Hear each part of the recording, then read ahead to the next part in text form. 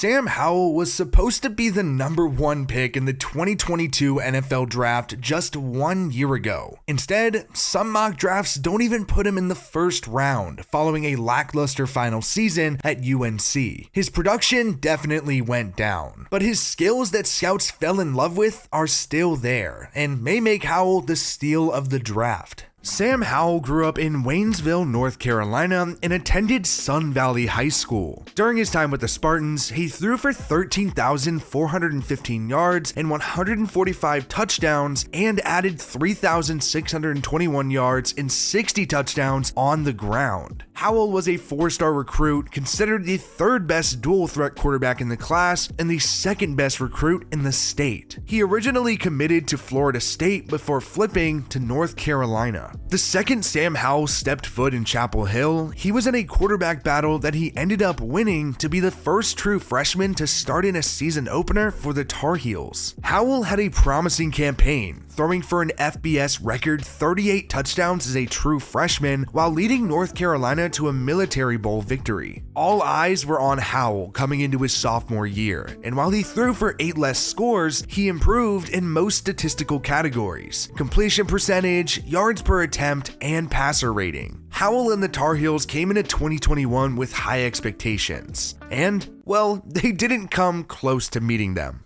UNC started the season as the #10 team in the country, and their first game was on the road against Virginia Tech. As a matter of fact, Jackson and I were actually there, and we got to watch Howell throw his 3rd pick to help seal the deal for the Hokies. Following the win, we all rushed the field, because, of course, at the time, it felt like a big upset. But I think the reality of the situation was that UNC just wasn't that good. He became the first Tar Heel QB to throw for over 10,000 yards, but overall, it was the worst year of his collegiate career. Despite that, he opted out of the Duke's Mayo Bowl to declare for the 2022 NFL Draft. The best part of Sam Howell's game is one that you can't deny: his arm. He has good arm strength, not insane, but very good, and has above average accuracy throwing anywhere on the field. Plus, he has a great deep ball, good distance, and catchable for his receiver. Howell isn't afraid to use his legs and can run if it's needed. He has a good enough build to be able to take hits, but with that comes a shorter than preferred height at a little under 6'1". And as for his run game, he often tries to tuck the ball and run before watching the play break through. The biggest worry with Howell is likely his throwing motion. It's just really long, and if he's late, a defender will have enough time to make a play on the ball. And to add on top of all that, Howell doesn't have great anticipation and often waits until his receiver is wide open before finally pulling the trigger.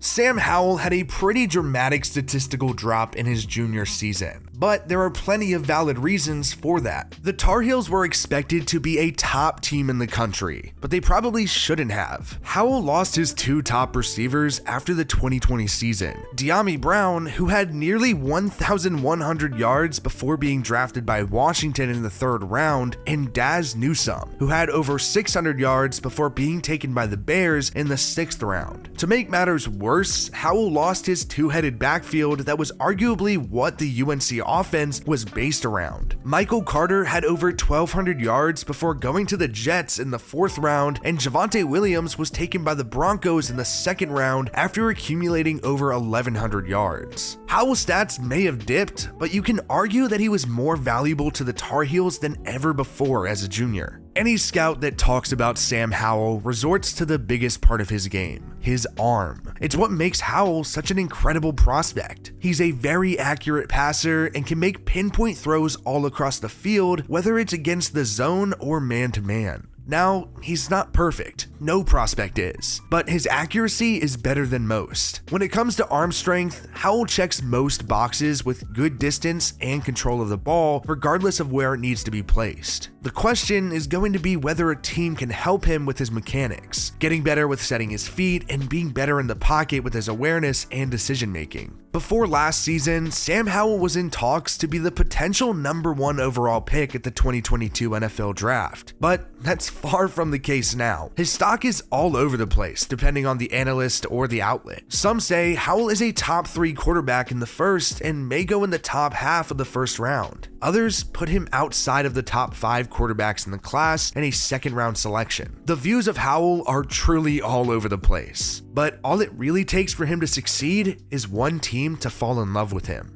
The highest spot Sam Howell has seemed to go in really any mock draft is at number 6 to the Carolina Panthers. And let's be honest here, if it weren't for him playing at North Carolina, I don't think this would be a topic at all. But because he's the hometown kid who grew up and went to school in the state, everybody wants him to be a Panther. The Falcons are obviously going to be in the market for a quarterback, despite signing Marcus Mariota following the Matt Ryan trade, but I doubt that Howell at 7 is even a thought for them. And who really knows if the Falcons even want to try to groom a rookie quarterback right now. Seattle at 9 is just a little too high in my opinion, but the actual spot does make a lot of sense. Nobody actually believes that Drew Lock is the answer, and if you do, I'm sorry you haven't watched the Broncos at all. And it's clear that the Seahawks are in the hunt for a franchise quarterback again after sending Russell Wilson to Denver. Washington at 11 is the first landing spot that feels like it actually has some merit. The Commanders may be looking for a QB to groom under Carson Wentz, and offensive coordinator Scott Turner runs a heavy RPO spread offense, similar to what Howell ran at UNC. The Vikings at 12 may make some sense if Minnesota is looking for a guy to take over for Kirk Cousins, but it sounds like that isn't the plan. Who really knows what the Texans and Eagles are thinking? Both are probably looking at other options behind center, but like I said, no one really knows. New Orleans at 18 is a very intriguing spot though. The Saints are probably looking for a quarterback, and if they are, Howell could be the best on the board by the time their pick comes around. Pittsburgh at 20 makes sense as well. The Steelers may even trade up if there's someone they love, and maybe that's Howell. The Buccaneers at 27 could make some sense with an aging Tom Brady, and the Lions could be a potential landing spot at both 32 and 34. Probably the most likely scenario is Howell will probably land to the Lions, Texans, Seahawks, or Falcons in the second round.